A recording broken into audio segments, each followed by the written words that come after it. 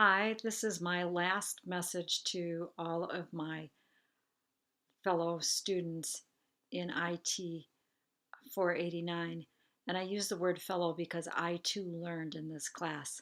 So, first of all, I want to thank you for going on this journey with me for this class. It was an experience for everybody. So, I want to give you a perspective and my reflection of the class. So, first of all, as all of you know, because I think I've told you or I've had most of you, I have had, I'm coming from industry where I ran huge IT groups. I had groups in India, I had groups in China, I had groups all over the country when I worked for Siemens. And then I ran a whole hospital IT department for several years before. And then at one point, I was in a startup company. So I have a lot of diversified IT experience. And my intent was to be able to prepare you for what it would be like if you were on an IT project within any type of organization. So that was the intent. So, as a manager, you have to understand that if I'm your manager, unless I'm the owner of the company, I'm reporting up to somebody else. And the bigger the project is, the more accountable I am for whatever happens in terms of deliverable dates, that I've got to be able to explain why we missed dates, why we didn't meet certain targets. And the status report was really a critical component of the class to keeping me updated. And I have to tell you, there were weeks where I wouldn't hear for some groups. I would be sending out SOS messages. Hey, are you guys still out there? You need to respond to me.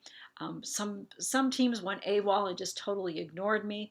And the reason you guys did it, I understand, after especially after reading the reflections, is that you didn't have good news to tell me, so you just didn't tell me anything. So my first word of advice is don't hide yourself under a rock when things aren't going well. You need to be able to come forward and explain to your manager or whoever's in charge of you, what the story is.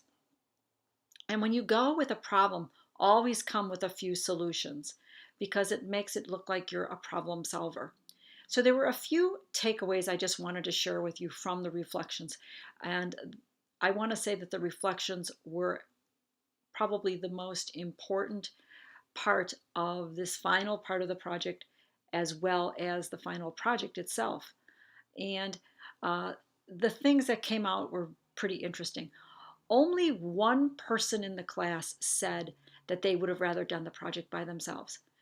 Everybody else in the class really saw the value of working as a team. Even if the team was dysfunctional, they still saw a value in working as a team and the problems. So, communication was the biggest problem. It was communication styles, it was communication methods, it was communication time frames, it was, setting an agenda and unstructured communication and not being sure what you were going to accomplish.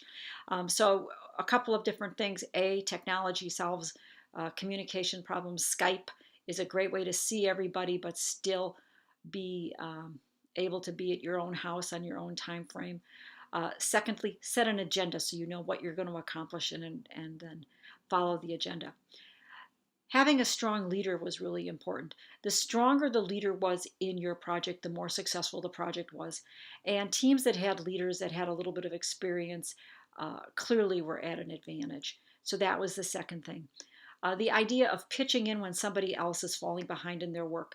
That concept of team, I felt, was one of the things that made some of the teams very successful. Discovering the strengths and weaknesses of the individuals in the team in the beginning.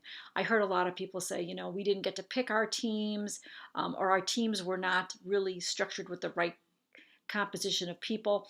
And and I agree with you. You didn't pick your teams. Some of you did. And that some of the skill sets needed for the project weren't all there.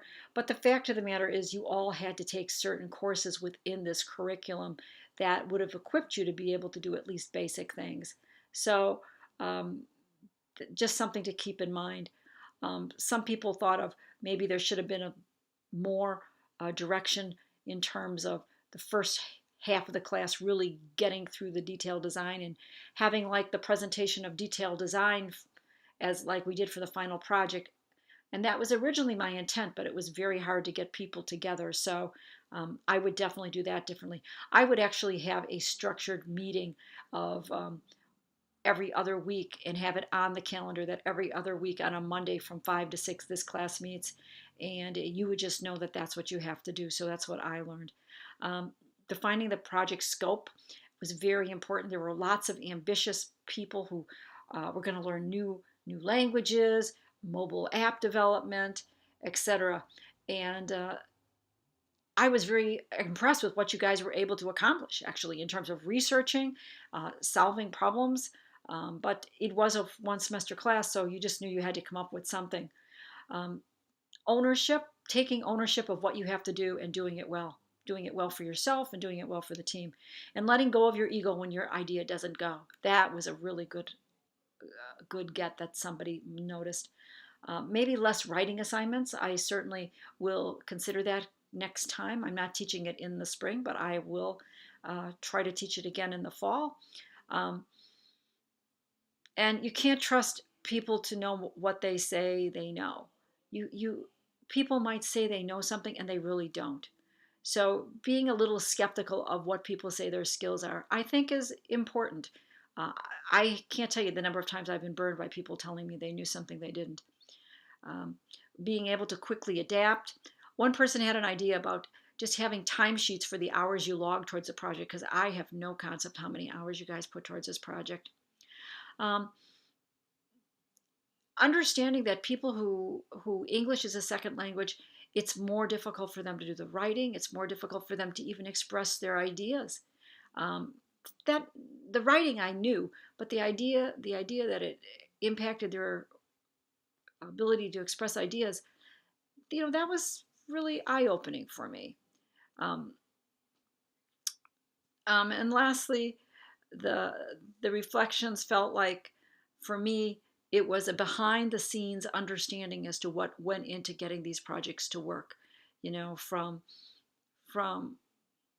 from understanding that it was chaos from the beginning to the end, or it was because of a few key people that these projects went. People were very honest in the reflections, and I think that that is a great tribute to you all. So I want to thank you very much.